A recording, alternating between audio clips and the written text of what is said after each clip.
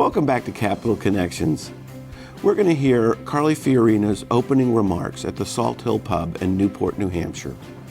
Having traveled and lived and worked all over the world, I am keenly aware that it's only in this nation that a young woman could start the way I did. I started out typing and filing and answering the phones for a 9-person real estate firm.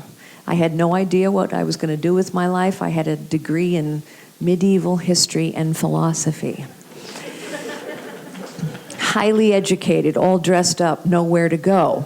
And about 6 months into that job, 2 men came up to my desk and said, we've been watching you, and we think you could do more than type and file. Do you want to know what we do?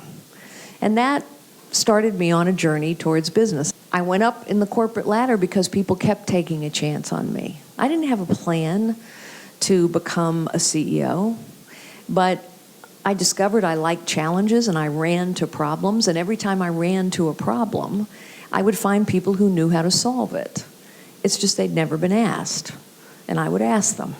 And then we'd establish goals, and we would work together, and we would solve problems. The truth is, small businesses, community-based businesses, family-owned businesses create 2/3 of the new jobs in this country, and they employ half the people.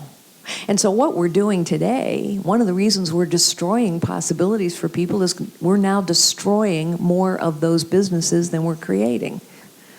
And the reason that's happening is because we're crushing these small businesses that are the job creators of this nation and always have been with this load of government, a 73,000-page tax code.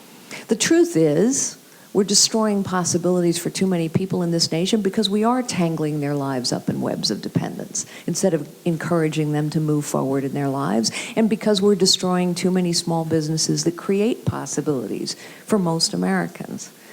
And the truth also is that this is happening because government has grown so big, so powerful, so complicated, so costly, so inept, and so corrupt. Those are pretty harsh words, but 75% of the American people agree with me. The government's corrupt. And you know what? We talk about the same things every election cycle, don't we? We talk about immigration reform. We talk about tax reform. We talk about Social Security reform. We talk about limiting the size of government. We talk about all these things. We actually have been talking about them for 40 years. We talk about rolling back regulations. Have we ever done any of that stuff?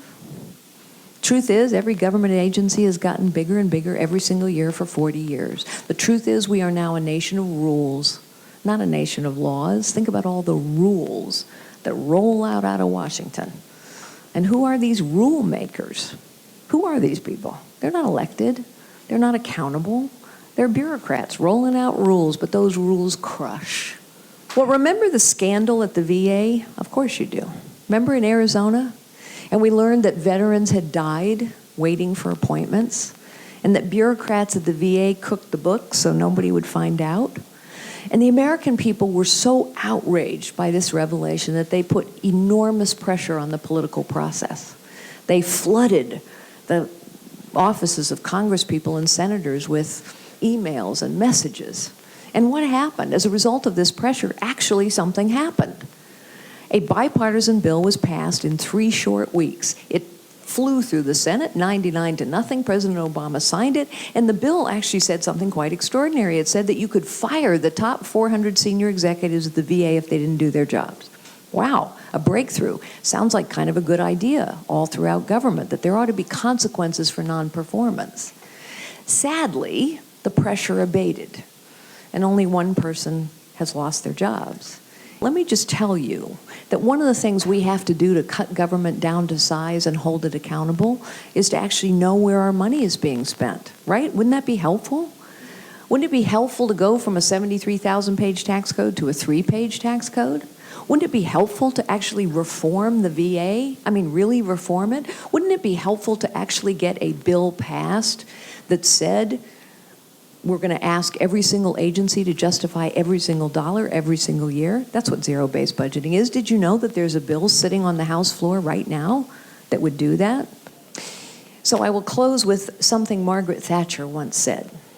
Margaret Thatcher once said to her nation at a pivotal time, "I am not content to manage the decline of a great nation." And the truth is, we've been managing the decline of this great nation for long enough now. So I don't want to manage the decline of a great nation either. Neither do you. I am prepared, though, with your votes and your support and your prayers and your press one for yes, to lead the resurgence of this great nation. And I hope you will join me in doing that. Thank you so very much. When we return, we're going to hear more of Carly Fiorina's remarks, focusing on education this time. But right now, let's go to a commercial break to hear from the good businesses that make Capital Connections possible.